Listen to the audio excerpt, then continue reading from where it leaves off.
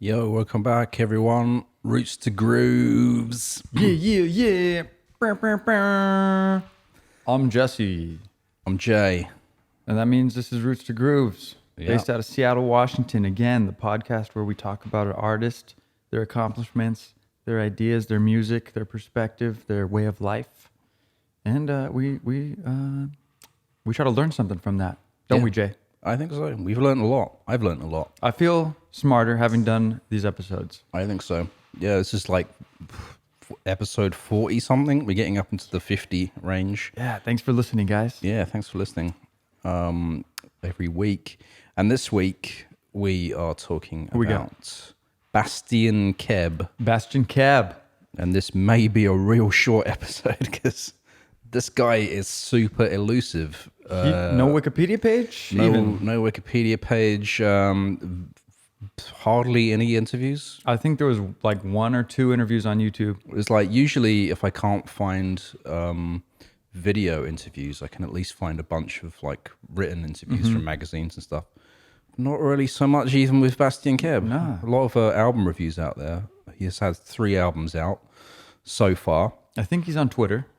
Yes, he has a Twitter. He has a website as well. Yeah, so he's online. He's online. But I think he has an Instagram. I didn't mean, didn't mean to interrupt. 3 albums. Yeah, 3 albums since 2015.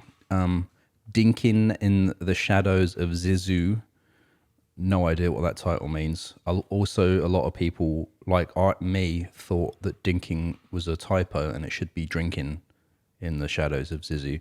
And I've seen people on other websites write it as drinking. But no, it's dinking, because that's what it is everywhere it's released, and also on his own website. Like dinking around?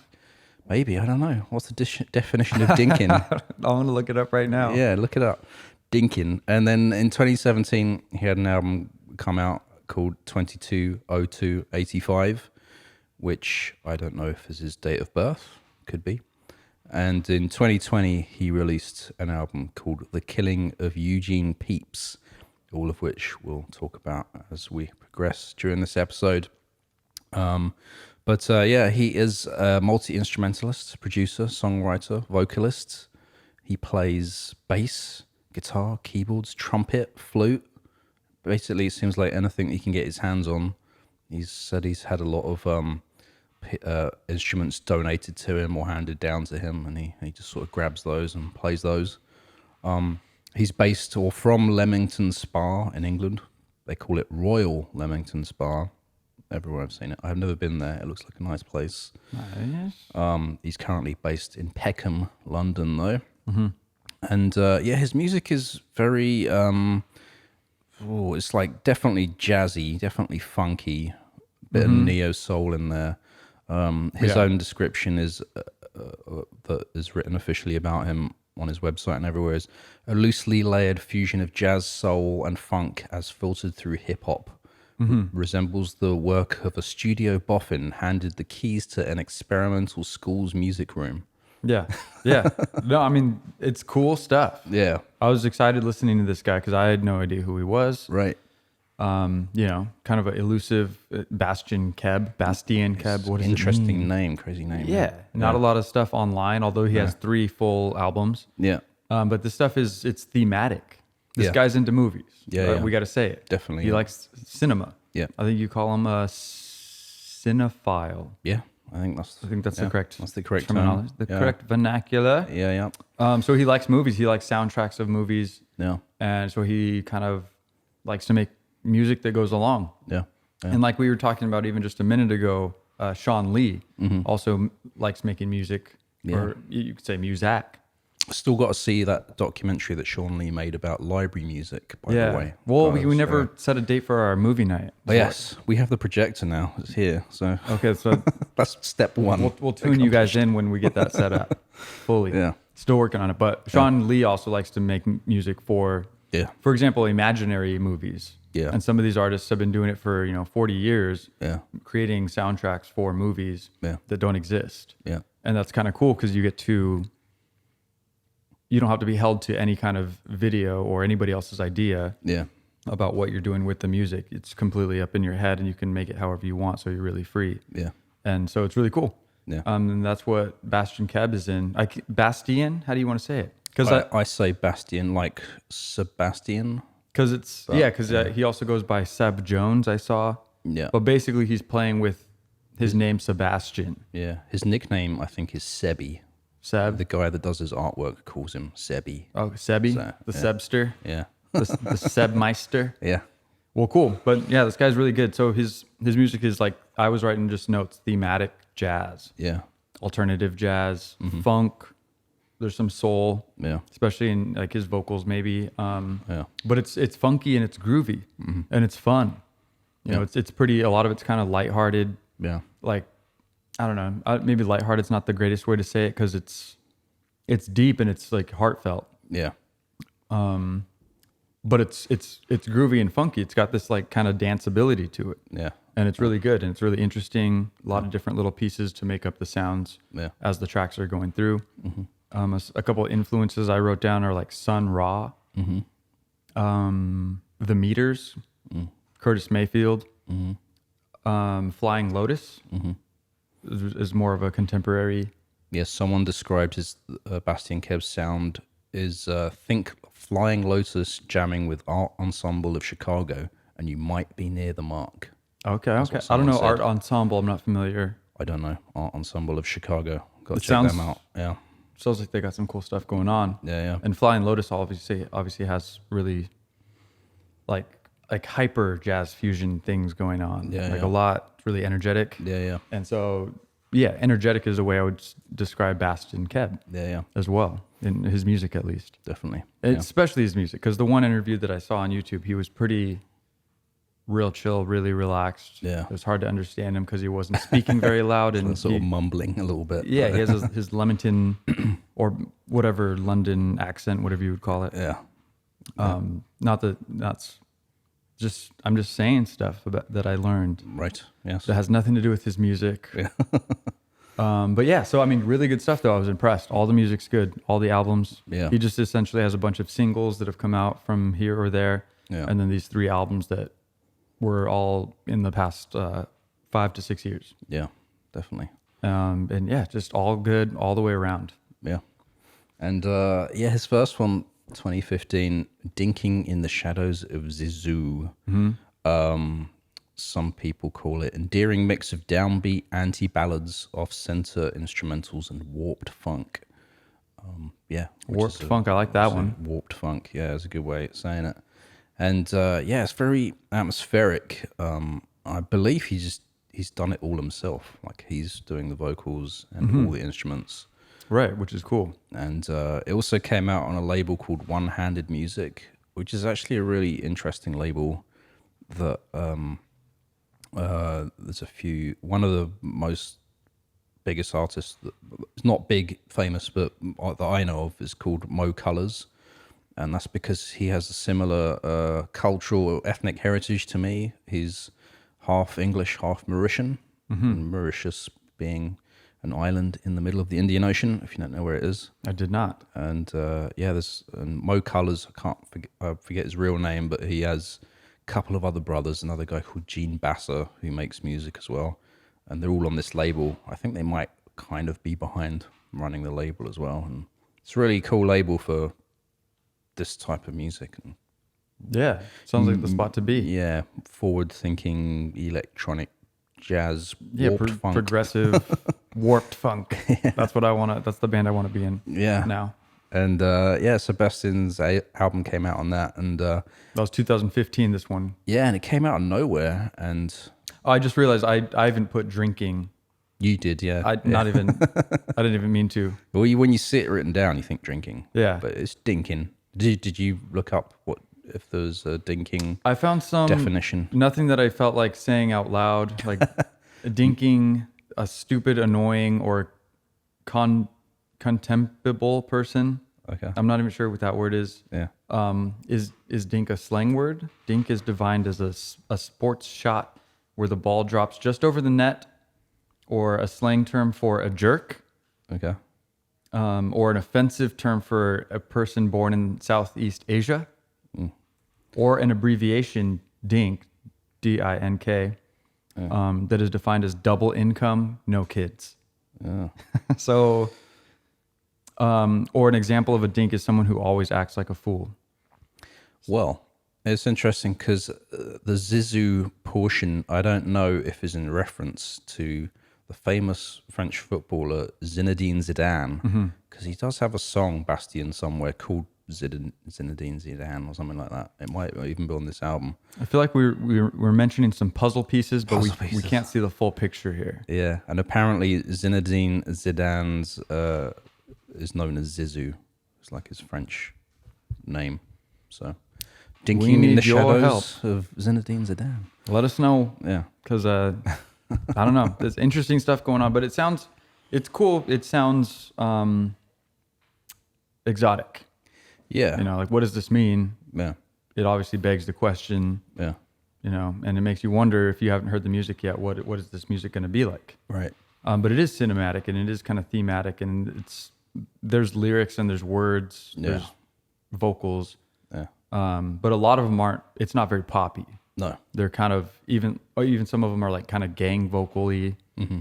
You're not really shouting, but kind of singing these kind of chorus kind of parts. Yeah. Yeah. Again, pretty much everything he does has this kind of cinematic vibe to it. Nothing super poppy or like out front or poppy. I don't know how else to describe that. Yeah. That's exactly what I'm trying to say. So I just said it again. Yeah, it's not conventional soul music if you think of people like Curtis Mayfield who have like more traditional song structures and catchy hooks and stuff like that. Yeah. I think Bastien does have some catchy hooks in these songs, but it's more sort of musical hooky than... there's a few things that you can sing along to or try to. If I've sort of found myself sitting there kind of half singing along sort of thing. You could have good melodies over this kind of more complex music going on underneath. Yeah. And that's kind of that in that sense it is ish poppy a little bit, and that's one of the cool things because there's a lot of wacky stuff happening in the stereo field when you're listening to this music, but there are some simple vocals that kind of tie it together like a bow. Yeah. And keep everything kind of tight and hold the listener right there. Definitely, yeah. Kind of rocking you with this groovy, funky, jazzy vibe. Yeah. And just kind of carries you through the album. Yeah. So good stuff. Yeah, like I said, it just came out of nowhere. I don't know when I discovered this. Probably not until it was before his second album came out. Is when I discovered the first one. So let me check here.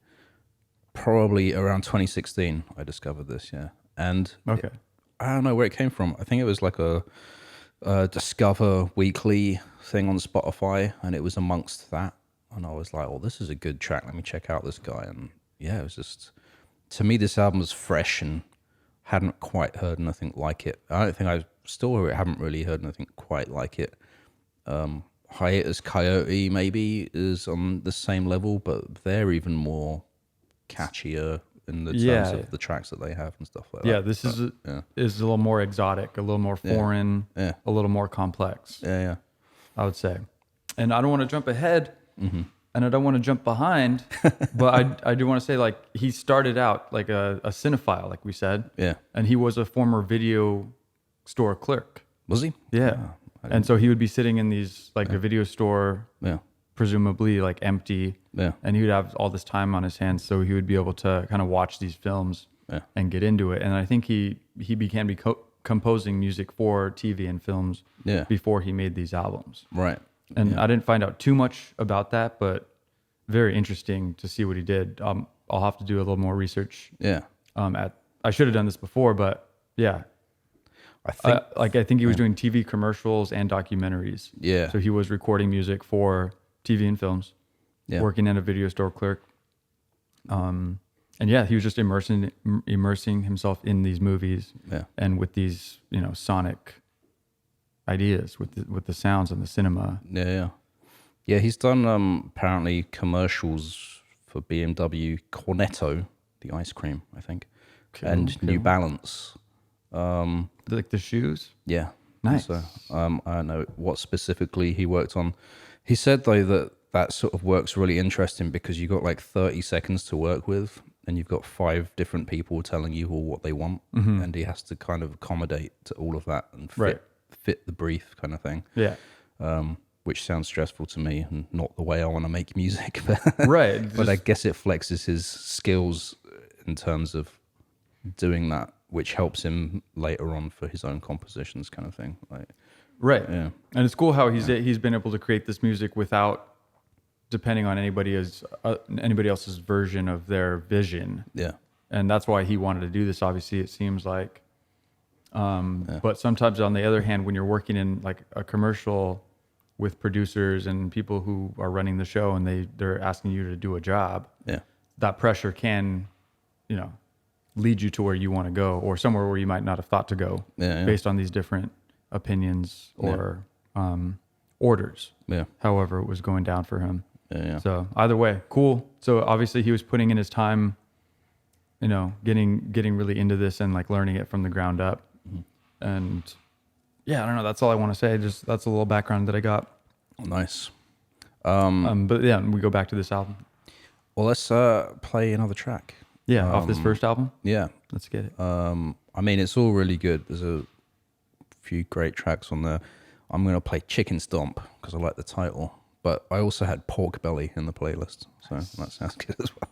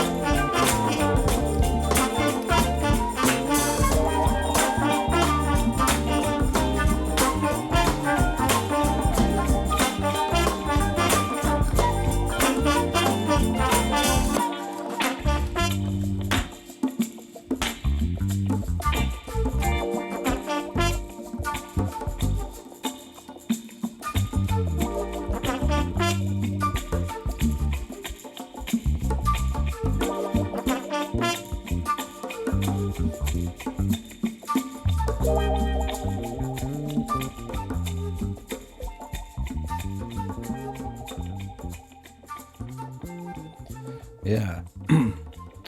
Chicken Stomp, Bastien Keb. I was getting some sort of Curtis Mayfield vibes from that track, but the vocals are not Curtis Mayfield sounding.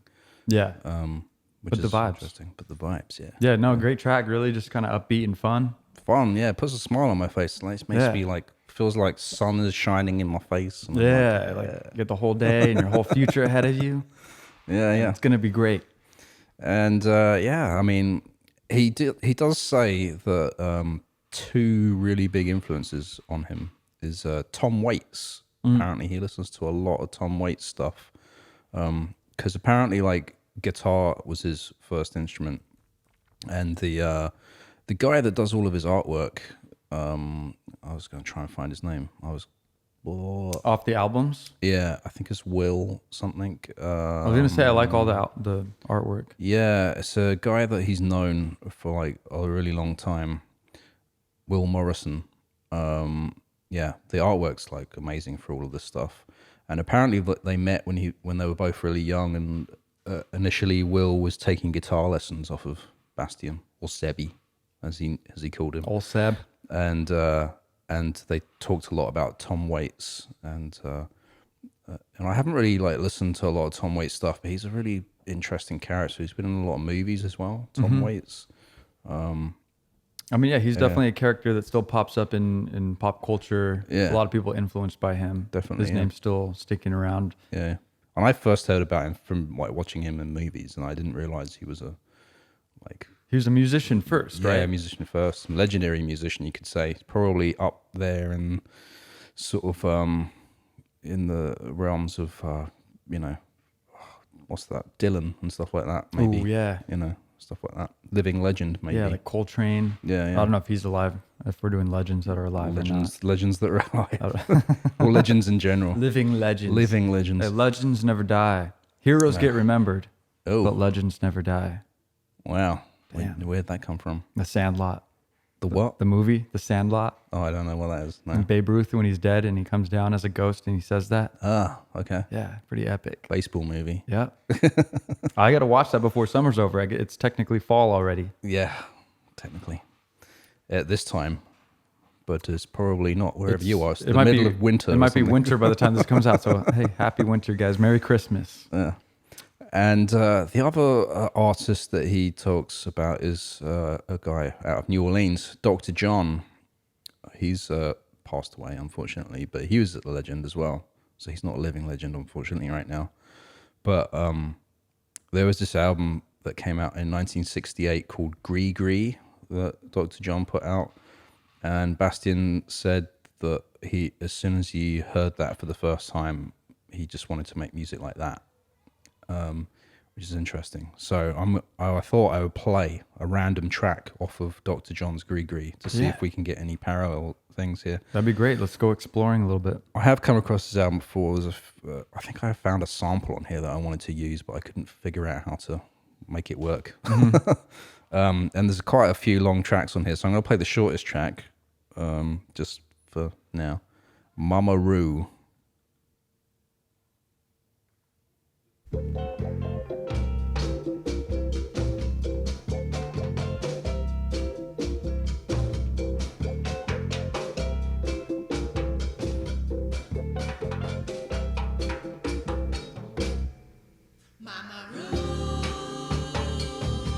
The queen of the little red, white, and blue. Mama Roo. She was the queen of the little red, white, and blue. Said, ooh, why can't you spy, boy? Prepare yourself to die, boy. Medicine man got heat, strong power. You know better than to mess with me. Like a rabble, la la la, fruit. Like a rabble, la la la la, fruit. If you see a spy boy sitting in the bush, smash him on his head and give him a push. Get out the dishes, get out the pain. Ooh, he's fast for the medicine man. La la la la la la la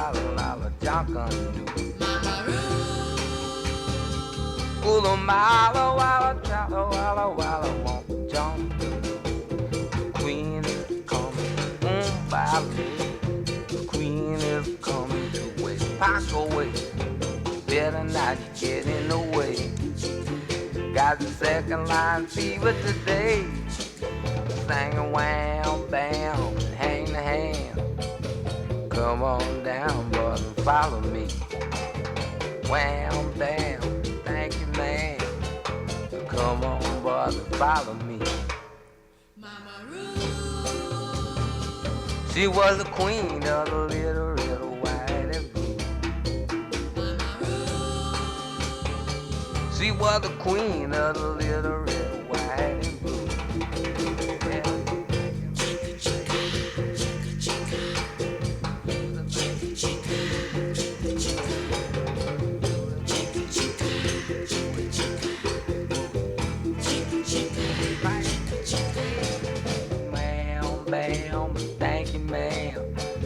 Come on, boy, now follow me.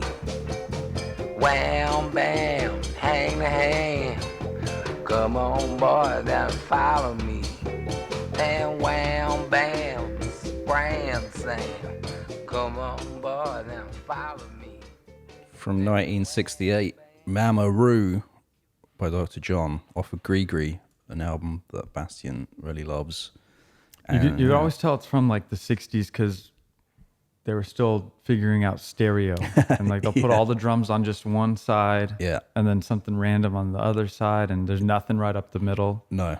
But it's just kind of cool now, though. Now we have the stereo headphones. Yeah. Gives it a bit of atmosphere, I think. No, totally. It is cool. And I could imagine like, big speakers, on opposite sides of the room. Yeah. And that would really give you kind of a feeling of different instruments being in different locations. Yeah, yeah. So kind of cool either way. Yeah. But that's a fun track. Yeah. Good choice. Thanks for playing. Yeah. And there's a lot of good tracks on this album. And you can, I think, at least in that, I sort of heard like the layers of percussion and, stuff that maybe, Bastien is inspired by kind of thing, that vibe and textures and stuff like that. Yeah. I was thinking about the percussion when I was listening to that, just whatever it is, cowbells or metal clinking things, just giving it that kind of, I don't even know it's not like African, but yeah, I mean like Latin maybe. Creole-ish sort of things. Just pots and pans just dingling, dinking around. Dinking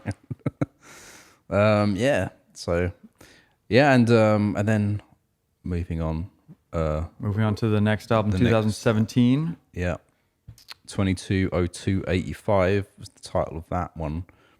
Which is just kind of cryptic.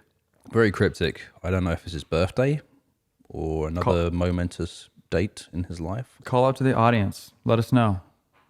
Yeah. Or Mr. Seb. Mr. Seb. Sebby.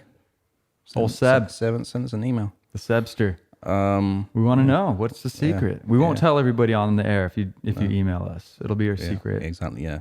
You don't have to tell the world. But this was a good album. Great stuff. It was repressed in 2020. Right. Which is cool. It's like an album that there's like a similar groove throughout the whole thing, and I really like that. Yeah.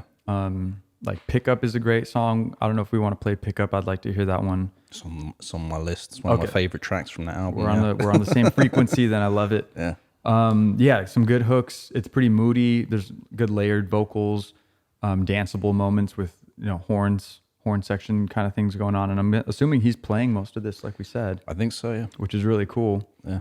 But yeah, it feels pretty raw. It's understated and honest. Yeah. And it's great all the way through. Yeah. There's discordant kind of parts, but there's that funk and that groove still that hold everything together and keep it pretty fun. Definitely feels like it came from that same body of work as the first album in a way.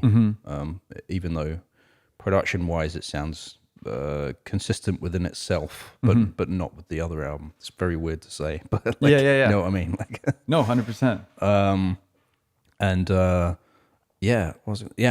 was sort of anticipating this one as well, because when I'd first discovered his music, the only thing out was the first album, nothing else. No. Okay, so you had been following this guy a little bit. Yeah, and I was like, it's coming out. I almost like pre-ordered it on vinyl. It was like that level of like, thing. I didn't know. I think I know someone that did. Do you own one of these? Any of these albums? I don't. No, not on vinyl, unfortunately. But it's definitely, this is stuff I would definitely get on vinyl. Yeah, this would be collection. Yeah, these are great albums for like having a party at your place. Yeah. Like a little cocktail party, or having some friends over for some wine or something like that. Yeah. Just kind of keeping the vibe good and chill and not in your face and annoying.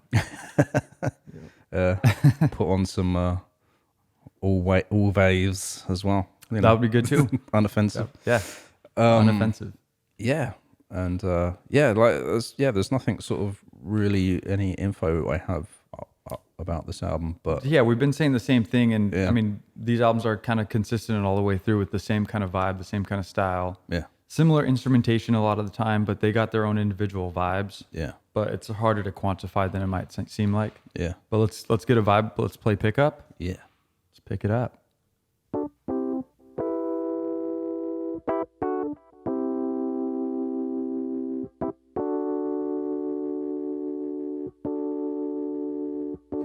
Baby, please pick up the phone. Call me on a number by the telephone. Pick up.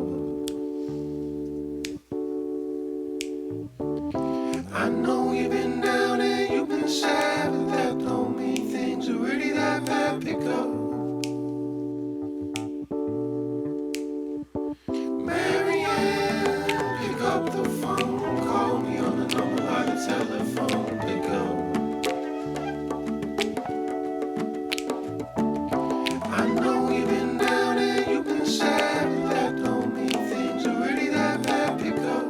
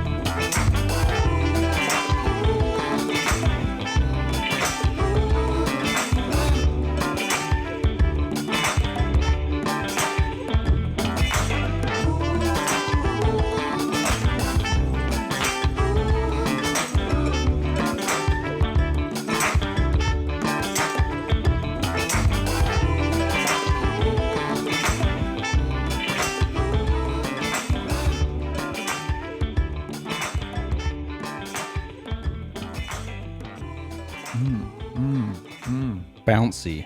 Yeah, that funky bass. It's got a little bit of slap in there. Yeah, every some slap and other some notes plucks. or something. Yeah. Yeah. Yeah, so just, I mean, real cool, real chill, Yeah. real fun. You know, I don't know, just vibey. Definitely. Yeah.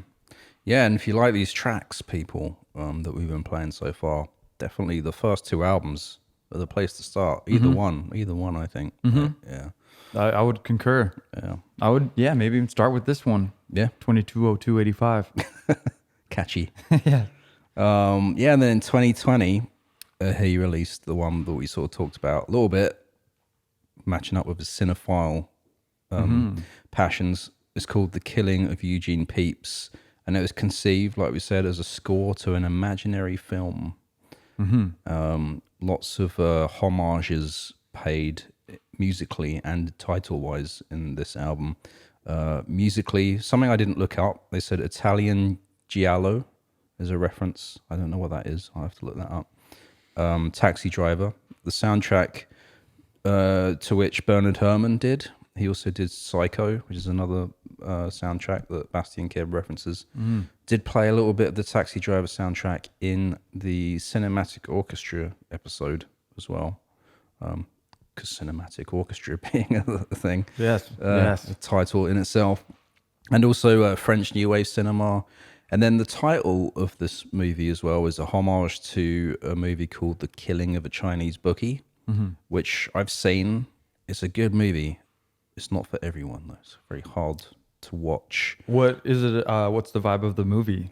It's about this like club owner kind of thing who gets involved with a mafia of some sort kind of thing, and he's basically just stressed throughout the whole movie. He's like trying to keep his own shit together whilst also not get in the way of the mafia sort of thing.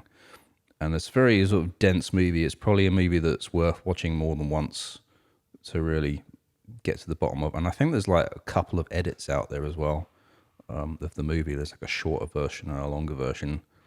But it was directed by John Cassavetes, who's like in the film world really known for being, I don't know how you describe it, underground indie filmmaker in America. He started out as an actor. He was in lots of good movies. But he went into directing and didn't always have the money to make the movies, so he would like, fund it himself or whatever. And this is one of them.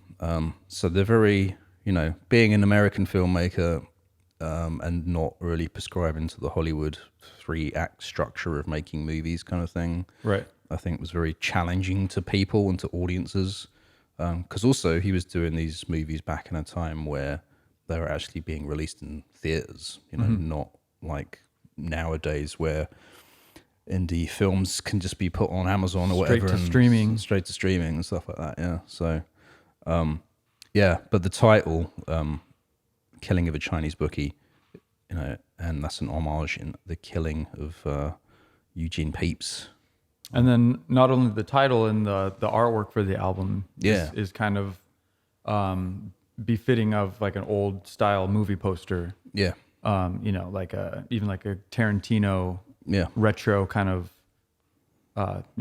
it has like an image and it has the title above and then it has like credits below. Yeah. So it looks like a movie poster essentially. And he's kind of going with this whole theme. Like a foreign film or something like that. Yeah. 100%. So yeah, definitely a cool theme.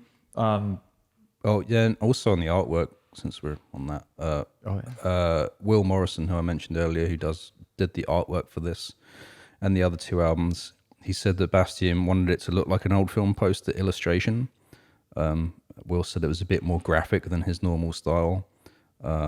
He said he borrowed a big empty barn and set up two 16 by 8 foot walls facing each other, and he worked on 8 or 10 designs at once, looking for one character that he thought would step out of that artwork until he found the one that made the cover of Killing of Eugene Pepys. Nice. So that's kind of really interesting. That is cool. Yeah.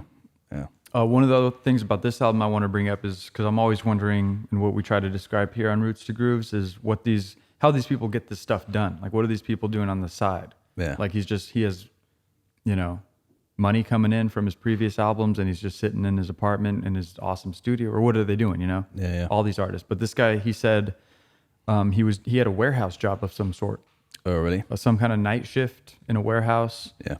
And he was like coping with that, kind of miserable, lifestyle. Yeah. I guess it's probably not his favorite thing to do, but he was getting money to fund his projects that he, obviously puts a lot of heart into and really cares about. Yeah. And he said, I was a zombie for a year piecing the album together while I was working. Yeah. So I just think that's a cool thing to do, even, after this third album, or after these first two successful albums, Yeah.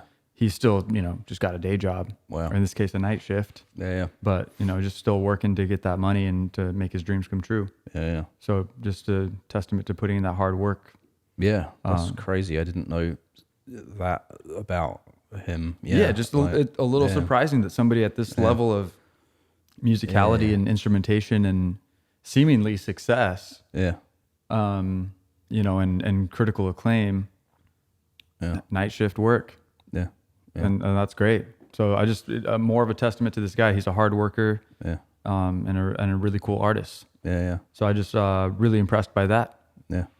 Yeah. And I don't know if he really plays live, but apparently he has done some past shows not since 2018 though, from the looks of things, all in the UK. So I don't know if he has a full band or how he does it, sort of thing. But yeah. I imagine that'd be a fun show to see, though. Yeah. If he can get it together. Yeah, because his music is so crazy. It's on another level, and it's like why does he have to work in a warehouse, and other groups get to tour the world? And Right. Yeah. I don't know. That's what's interesting. I don't have the answer either. Yeah, I mean, also because he does do like professional scoring for commercials and that, but also that I've known some people that have done that as well, and that's a hard game as well. I mean, you're basically a freelancer as well, so you have to. I imagine he hustle wouldn't for the work and whatever. And, yeah, I would say, and I have no idea, just guessing, but a lot of artists go through that, like, do I want to just do what I love and not get paid for it, or like produce music or engineer music, mix, master, and do work for other artists, and then try to do my own art. yeah, And maybe that's it's too much for some people, because you're putting in like 8 hours or more yeah, in a day working on somebody else's music, and then you're going to put another 8 hours to work really hard on your own stuff, and that's overwhelming sometimes. yeah, for sure. So I feel like maybe, I'm just guessing, one of the ways he got around that is, I'm going to concentrate all my artistic energy on my own stuff, and I'm going to make money another way, Yeah, instead of getting burnt out on music altogether. yeah, I'm just guessing, like I said. yeah. It does happen. Yeah, if you make music your income, then there are portions of it that are going to make you maybe lose the passion somehow or something like that. So it's a fine line. You gotta. Yeah. Everyone's got to figure it out on their own. Yeah. And everyone can go their own way, and there's not one way to do it. Yeah, yeah, that's for sure. But I mean, this is a beast. 18 tracks. Yeah, and it's really different than the first two albums. He very much leaned into the concept of the imaginary movie. There's a story as well. There's narration on it. Right. Yeah. Some spoken word parts. Yeah, he has had some collaborations from outside people in terms of putting those words together and doing the narration and stuff. And I think even Will, the art guy, came up with some lyrics for one of the tracks as well. Some of the story. So it's Nice. And while it is 18 tracks, or maybe even 17, yeah, but it's still only 44 minutes long, right. and that's pretty cool. Yeah, yeah, So it fits a lot into a perfect amount of time. I would say a perfect album length is like 40 to 50 minutes. yeah. And that perfect, whatever that means, it's entirely subjective. See a lot of people just coming out with just over 30 minutes though. That just barely over barely over the line. Short and sweet is good too. Yeah, yeah, It's arbitrary. yeah. Do whatever you want, guys. It's all good. That's part. I just want to play the title theme just because it's the first track. It's real short, but Main just title. just to give us a little bit of a vibe of going into this imaginary movie, The Killing of Eugene Pepys.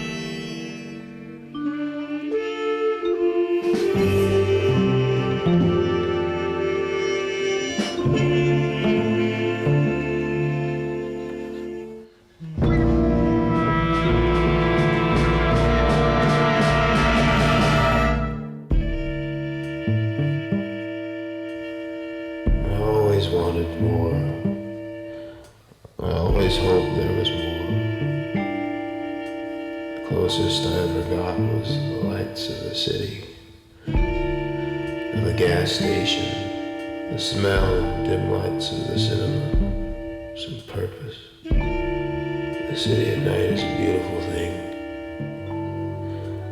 Take me away. I want out.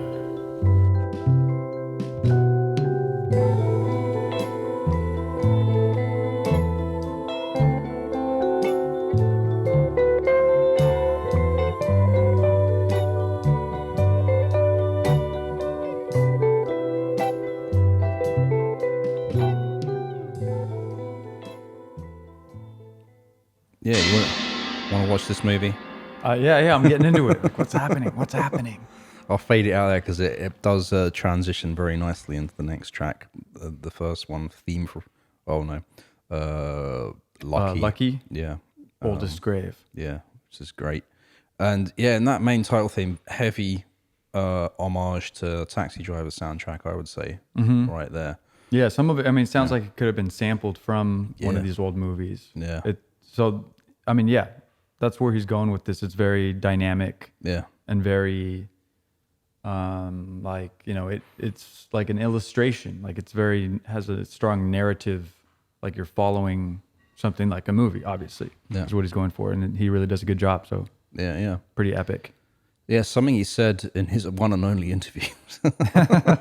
My music is purposely nostalgic, I suppose, because I am so influenced by older films.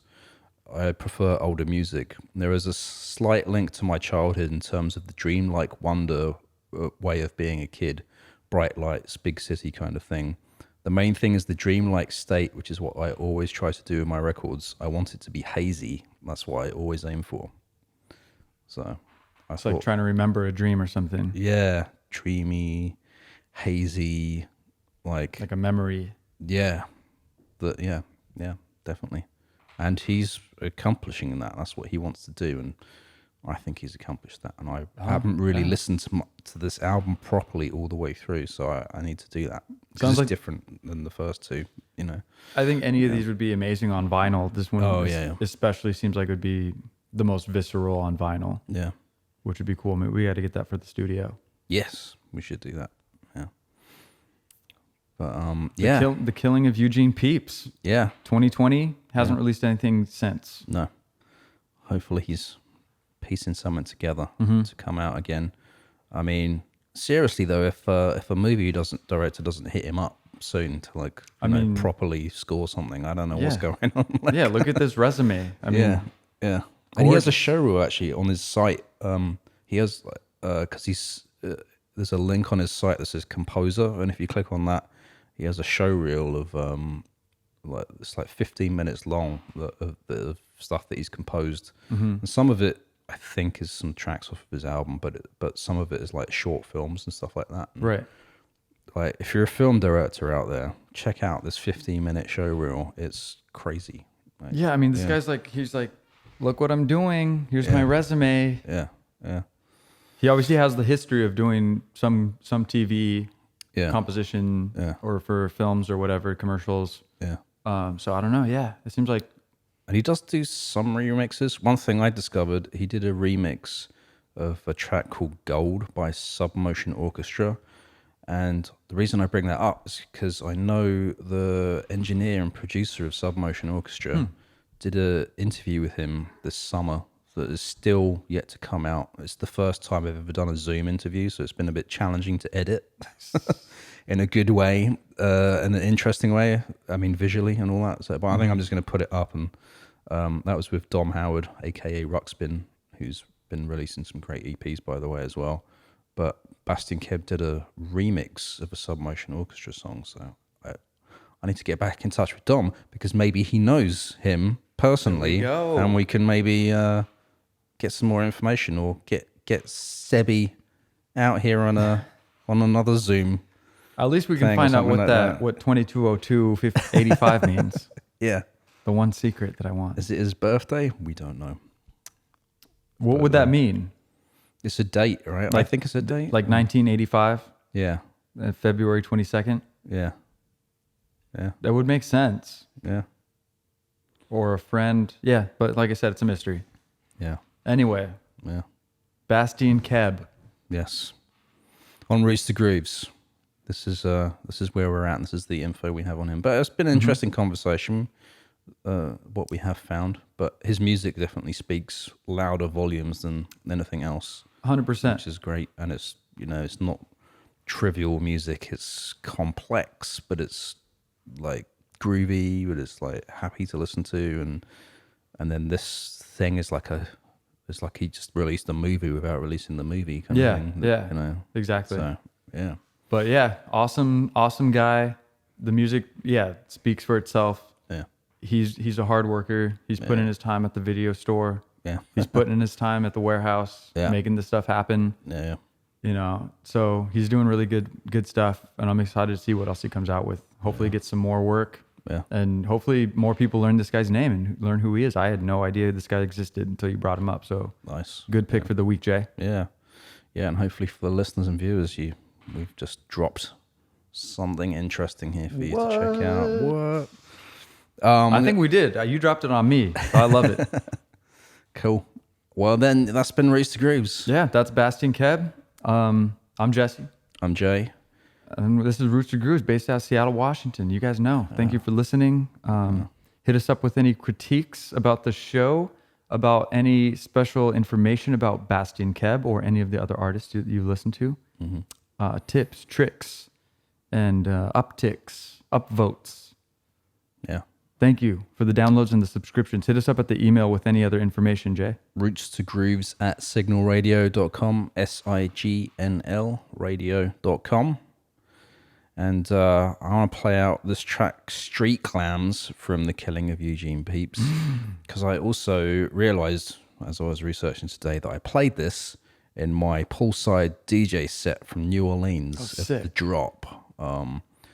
Yeah, and there's a few other tracks that I found, not from this album, but complement this song, so go check that out on YouTube. I'm about to. Thank you. Right. Thanks, everyone. See you later.